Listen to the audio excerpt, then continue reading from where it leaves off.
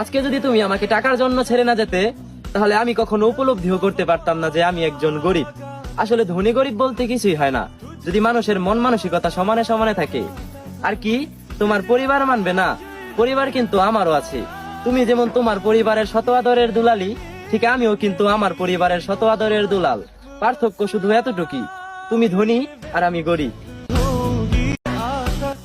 জানেন আন্টি, আপনার মাইয়ারে পাইবার লেগে আমি আব্বার কাছে মেলা মাইর খাইছি, তারপরেও আপনার মাইয়ারে আমি ভুলবার পারি নাই। শুধু আজকে গরিব বললে আপনার মাইয়ারে আপনি ফিরাই না গেলেন। মনে রাখেন, জীবনে একদিন এমন টাকা কামামু, শুধু আপনি না, আপনার মাইয়াও আফসোস করে কইব। ওই দিন যদি আমার আম্মার সাথে চইলা না আইতাম, তাইলে বোধ হয় আজ আমি ব্যাপক অর্থ সম্পদের মালিক থাকতাম।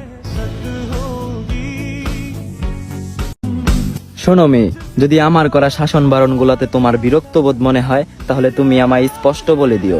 আমি দ্বিতীয়বার ভালোবাসি কিংবা আমায় ভালোবাসো এরকম উক্তি নিয়ে তোমার মুখোমুখি হব না, কারণ আমরা ছেলে মানুষ, শতজনকে অবহেলা করে একজনের কাছে অবহেলিত হতেই পারি।